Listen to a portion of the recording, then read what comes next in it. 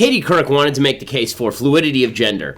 Instead, she made the case against abortion. Yes, seriously. Appearing with Ellen DeGeneres to talk about her new documentary, Gender Revolution, Katie Couric began spouting off about gender in the womb. Gender, Couric explained, was, quote, really a deeply biological thing, an unintentional ringing rebuke to the gender as a social construct crowd. She then added, just because you operate on a child and tell the child you're a certain gender, that doesn't necessarily coincide with who that person feels he or she actually is.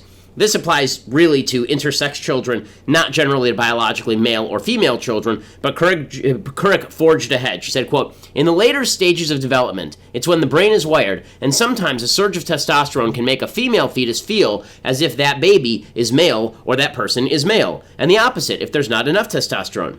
Put aside the gender politics of this argument for just a second. The science isn't really settled as to how a baby is really male or female in the brain based on hormone surges. Science actually suggests Couric is wrong. But instead, focus on Couric's argument that a fetus can, quote, feel as if that baby or that person is a particular gender. A fetus is not a clump of cells. It's not a ball of tissue. It feels things. As Ed Morrissey of Hot Air points out, quote, if we're to suddenly sensitize ourselves of the deeply biological implications of the fetus's own perception of gender identity, can we finally agree a fetus is an actual human with a right to its own life as well as its own gender identity? This is where the entire logic of leftism on abortion breaks down. The left focuses incessantly on the victim status of various human beings from various racial, sexual, ethnic groups. The left will sing the lyrics to Born This Way with all their heart, but then they'll attempt to argue that until you're born, you weren't this way. That's ridiculous. If we're going to talk about the ultimate victim group, let's talk about unborn children who have done nothing to deserve their fate, who are developing human beings in the womb. If it takes some talk about intersex babies to make leftists care about babies all of a sudden,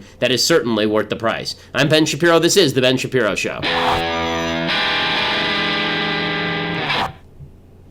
Okay, we're going to get to everything Trump-related in a second, plus it was a good time over at Ferris State University, and we'll talk a little bit about that a little bit later. But first, we have to thank our new supporters, our new advertisers over at ZipRecruiter.com. So, if you are a business person and you're looking for the best person to fill that slot, ZipRecruiter is the place to go. Right now with ZipRecruiter, instead of posting your job to all these message boards and hoping somebody responds to you, instead what you do with ZipRecruiter is you post your job to 200-plus job sites, including social media networks like Facebook and Twitter, with one click. Saves you tons of time. You find candidates in any city or industry nationwide. You post once, and you watch those candidates roll on in to ZipRecruiter's easy-to-use interface. You don't have to worry about emails or calls to your office. You can screen candidates and rate them and hire them really quickly. It's used by Fortune 100 companies all over the planet. Right now, my listeners can post jobs on ZipRecruiter for free by going to ZipRecruiter.com/dailywire. ZipRecruiter.com/dailywire. One more time, you try it for free. ZipRecruiter.com/dailywire. Plus, if you're somebody who's seeking a job, you put your name up there on kind of a general message board over at ZipRecruiter, and that allows all of the people who are looking to hire people to find you. It's ZipRecruiter.com/dailywire. Make sure that you use the /dailywire because that enables them to know that we sent you, number one. And number two, it means that you get to do it for free. So go check it out for free, ZipRecruiter.com/dailywire. Great service. All right. So, as I mentioned a minute ago, Katie Couric now thinks that, this is good news, I suppose. All leftist logic in the end turns in on itself, and that's certainly true of abortion. I think it's amusing that Katie Couric now only thinks babies are babies if they are intersex babies or transgender babies. So apparently babies who are not any of those things, babies who don't suffer from those conditions, those are not babies. But if you're a transgender baby, then you're a baby, which is just kind of weird. But in any case, that wasn't the only stupid thing to come out yesterday. Hillary Clinton is back. Oh yes, she's back. She was wandering the woods. The children emerged from those woods weeping and told tales of a hellhound loose in the woods, crying over her own fate. And now she is back. Hillary Clinton is here. She's come. Here's Hillary Clinton. She's saying things about ladies and vaginas and such. Despite all the challenges we face, I remain convinced that yes, the future is female. Okay, pause it for 1 second. Just look at the amazing energy we saw. The future is female. Okay, let's just be factual about one thing here. The future is asexual. Yeah, the future is gender fluid.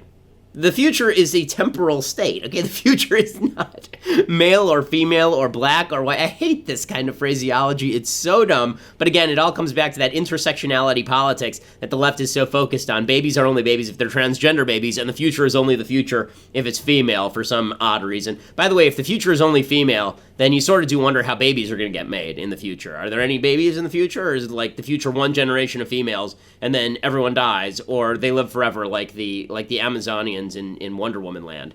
And no one really knows. But Hillary Clinton continues along these lines because she just won't go away. Here she continues. Last month, as women organized a march that galvanized millions of people all over our country and across the world. So please, set an example for every woman and girl out there who's worried about what the future holds and wonders whether our rights, opportunities, and values will endure. And remember, you are the heroes and history makers, the glass ceiling breakers of the future. As I've said before, I'll say again, never doubt that you are valuable and powerful and deserving of every chance and opportunity in the world. Okay, I have a daughter, and she is just 3 now, and I also think that she is going to have a wonderful future. I also don't think she's going to have a lot of glass ceilings to break. Her mom's a doctor. Her grandmother runs a television firm. The country is replete with rich and powerful women. America, 55% of voters are women. 55% of the people in college are women. 58% of the people with graduate degrees are women. The idea that women are suffering en masse in the United States, which is what Hillary seems to say, you can overcome. You overcame, okay? You're the majority of the voters. You're the majority of the people in college. You're in 147 out of 150 of the biggest, most populous cities, women who are single and unmarried and work the same number of hours as men earn 8% more on average than men do. So can we cut it out with this whole glass ceiling shattered routine? It's really irritating. And when Hillary Clinton does it, it's even more irritating because the fact of the matter is that Hillary Clinton's shattering of the glass ceiling involved her marrying a more powerful man and then riding his coattails to all sorts of glory, but not the White House. Actually, my favorite headline of the day was apparently there's some couple that's been married, I guess, for 22 years. They've been together for 22 years, and they're breaking up over Trump.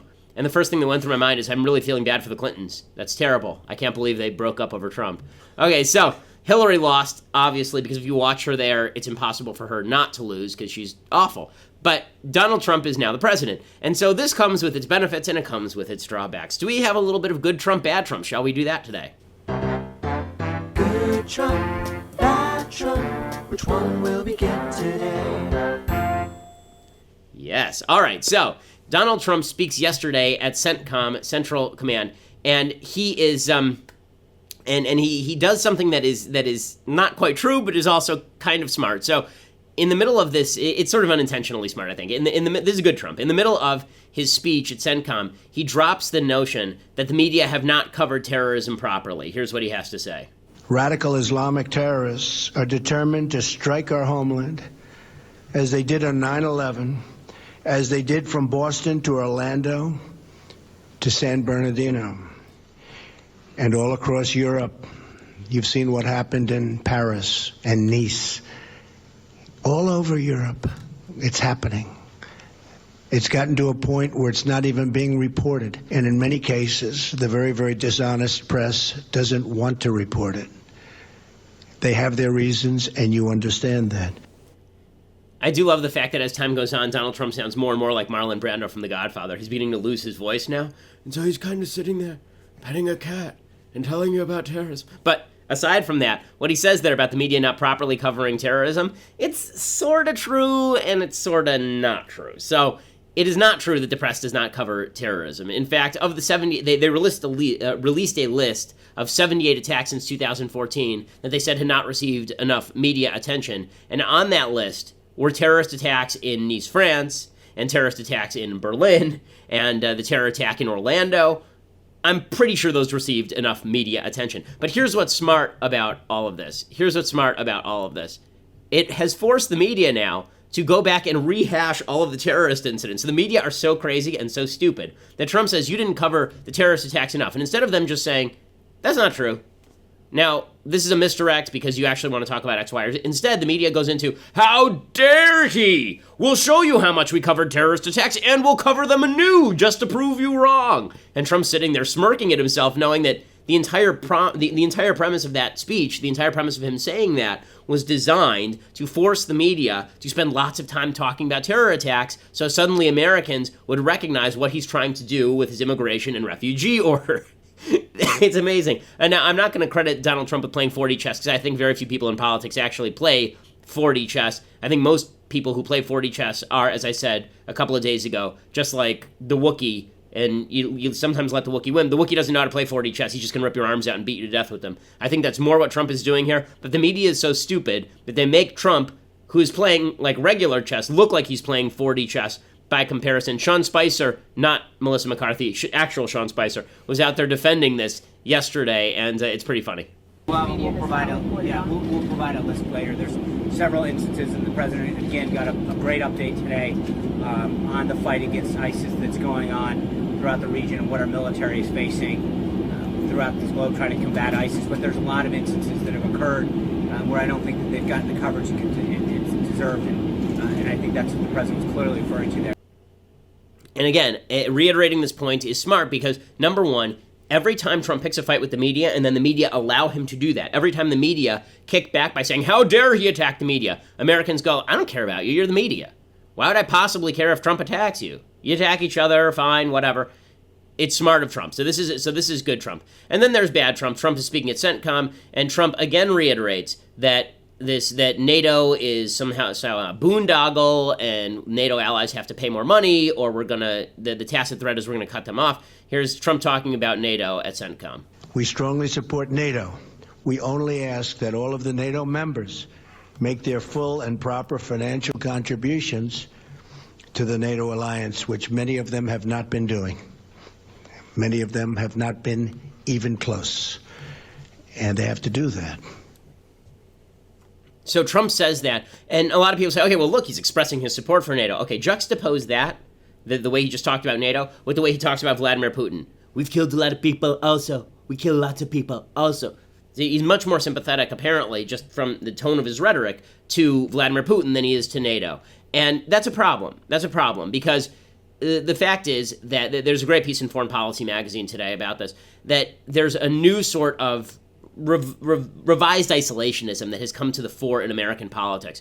Americans have a tendency toward isolationism. We're very lucky geographically. We're surrounded on both sides by oceans, and to our south we have a weak state, Mexico, and to our north we have a very friendly state in Canada. So the United States does not have a lot of border problems in terms of being in the middle of Europe, for example, and facing down a threat from multiple sides. And so what that's meant, typically, is that Americans tend to have this real isolationist streak, which is understandable. The only problem is that in an era of mass communication, in an era of easy jet travel, in an era of missiles and global trade, it's very difficult to isolate yourself from the world without also harming yourself economically and harming yourself in terms of security. And every time the United States has tried to isolate itself and has said, okay, let's turn inward, let's cut our military, let's turn inward, let's stop worrying about what's happening over in Estonia or Latvia, let's stop worrying what's happening over in the South China Sea. Every time we do that sort of thing, it ends up redounding not to our benefit, but to our detriment. It always ends up building to the point where rogue states end up attacking us, whether it's Japan in World War II or whether it is Germany in World War I. We always end up being dragged into wars against our will, because if you leave the playground and there's nobody there to boss it around, you may not like bossing it around. The United States may not like being the global organizer, but if we're not going to organize, you know who's going to do it is Russia and China. And you may think that doesn't matter.